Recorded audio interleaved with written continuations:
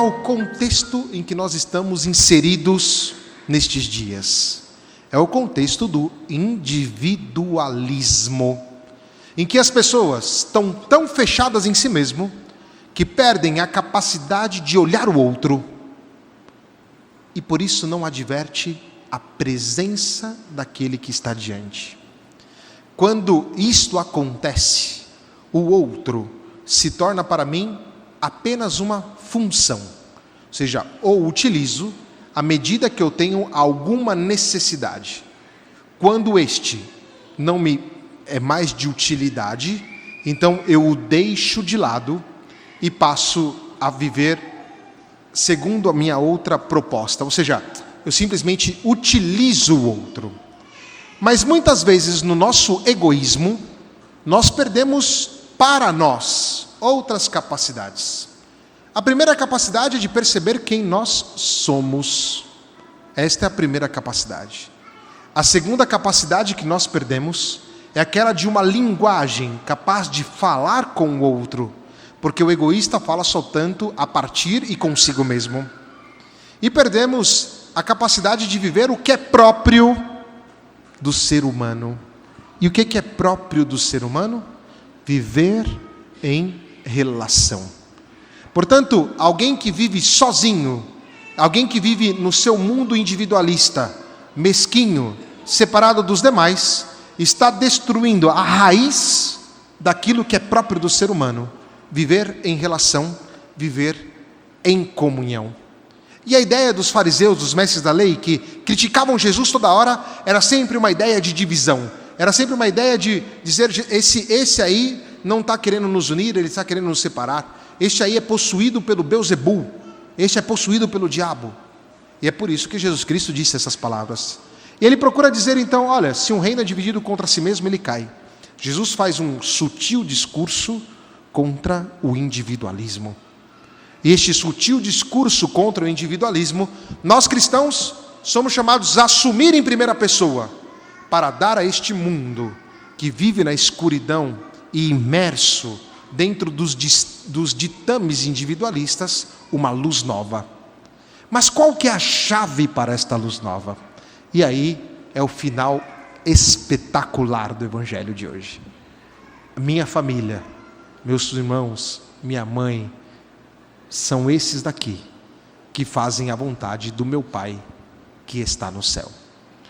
Portanto, a família é apresentada por Cristo como a chave para destruir aquilo que o individualismo propõe, que os nossos interesses mesquinhos propõem. E por que Jesus Cristo vai apresentar justamente a família?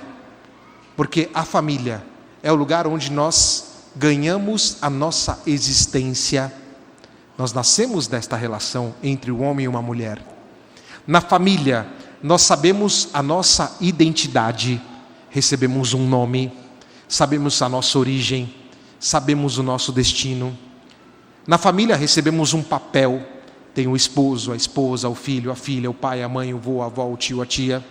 A família é aquela que me dá as bases necessárias para que eu possa crescer e, portanto, despedaçar a minha solidão, despedaçar o meu individualismo. Só que este despedaçar só é possível quando se assume a gramática da criação. Gramática da criação que é impressa na família e que Jesus Cristo vai dizer, aqueles que fazem a vontade do meu Pai que está nos céus. E qual que é a vontade que Deus tem para nós? A primeira vontade nós encontramos na nossa existência. Ou se é homem, ou se é mulher, ou se é esposo, ou se é sacerdote, somos cristãos. Tudo isso que está em nós define a nossa gramática e define o nosso modo de ser. E à medida que nós vivemos profundamente nisso, nós seremos capazes de doar-nos completamente aos outros. E é esta doação que começa a fazer com que nós nos tornemos uma grande comunidade. Não somente essa comunidade paroquial que é bela e grande e bonita, mas a comunidade humana. E aí nós vamos ao centro do mundo destruir esta solidão, destruir o individualismo. Quando Adão peca, ele vai reclamar com Deus pela companheira. A culpa é desta companheira que você me deu. Olha a idiotice, desculpa a palavra, de Adão, ou seja, ele vai culpar Deus pelo individualismo dele. Ou seja, e é o que faz muitas vezes o individualismo, ele nunca se culpa, ele culpa o outro. Ele acha que o outro é que está errado e não ele. Mas o que fez o pecado de Adão e Eva? Destruiu exatamente a comunhão. E aí nós vamos entender o porquê o ataque demoníaco atualmente é contra a família. Porque na família nós aprendemos a viver em comunhão. E quando o demônio entra na família, ele nos divide. Mas nós cristãos pertencemos à família de Cristo. E por isso nós somos chamados a levar neste mundo esta expressão familiar. E nós temos que mudar a nossa mentalidade com relação a isso. Por exemplo, quando eu olho para o Asfene, imediatamente eu vejo a Josi. Mesmo quando a Josi não está com ele. Quando eu olho para a Josi, eu vejo o Asfene. Porque aqui tem uma família, tem uma união. Quando eu olho para a Carol, eu vejo o Milton. Quando eu olho para o Milton, eu vejo a Carol. Porque ali tem uma união. E assim deveria ser com cada casal. E se cada casal tivesse essa consciência profunda desta união familiar que é fundamentada no sacramento do matrimônio, o mundo não entraria nesta onda individualista que nós vivemos. Nós cristãos também somos esposos e esposas, porque somos esposos e esposas de Cristo, e por isso à medida que nós vivemos com Cristo, nós vivemos segundo a gramática do Pai, e aí nós vamos ser capazes de dar a este mundo uma novidade. Ainda que vai dizer São Paulo que o homem exterior esteja se arruinando, o homem interior, ele cresce. E à medida que ele cresce, ele está de acordo com a presença de Deus. Portanto, o nosso objetivo é recuperar a graça de vivermos de modo familiar. E como é que você entra numa família? Sendo aquilo que você é. A Maria Beatriz aqui, ó, que está saindo, como é que ela entra na família dela? Sendo Maria Beatriz, né? Menina sempre contente, alegre, obediente à mamãe. Mais ou menos a mãe fala assim, né? Mas em todo caso, como é que nós entramos na comunhão com os outros? Não é interpretando um papel, é sendo aquilo que nós somos, assumindo aquilo que nós recebemos na nossa vida. E somente assim nós seremos capazes de derrotar o demônio. Porque o demônio é que divide, o demônio que não nos quer juntos, o demônio que é crítico, é o demônio que não consegue trabalhar em equipe, é o demônio que não consegue viver em família. Ele acha que ele se basta a si mesmo. Nós, ao contrário, somos família de Deus. E aí nós temos um último passo que Jesus Cristo vai nos dizer aqui. A blasfêmia contra o Espírito Santo. E alguém poderia perguntar, padre, mas por que este pecado não é um pecado perdoado? Veja, o que Jesus Cristo quer dizer aqui é que aquele que quer viver de maneira individualista esquece inclusive de Deus, não é capaz de ver a relação com Deus.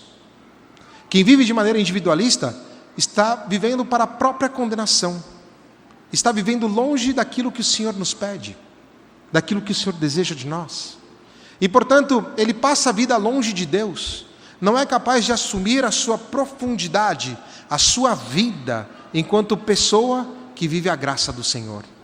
E você, meu irmão e minha irmã, sei, e eu também, tá? Somos muito tentados a sermos individualistas, muito mesmo. Mas nós temos que lutar contra isso. E quando é que lutamos contra isso? Quando assumimos que somos da família de Deus. E quando assumimos isso? Quando fazemos a vontade de Deus. E qual é a vontade de Deus? É aquilo que você traz consigo na sua vida. Assuma isso. E viva a grandeza desta graça maravilhosa, podendo conjugar aquilo que é próprio seu com o do irmão. E aí nós vamos viver a grande comunidade. Não tem nada de ideal aqui não, tá? Na comunidade a gente briga, na família a gente briga, né? Ou seja, nós temos dificuldades, mas estamos dentro de um caminho que nos faz crescer e que nos torna verdadeiramente uma família de famílias. Que Maria Santíssima nos ajude e que assumamos a graça de pertencermos à família de Jesus Cristo de Nazaré. Que assim seja. Amém.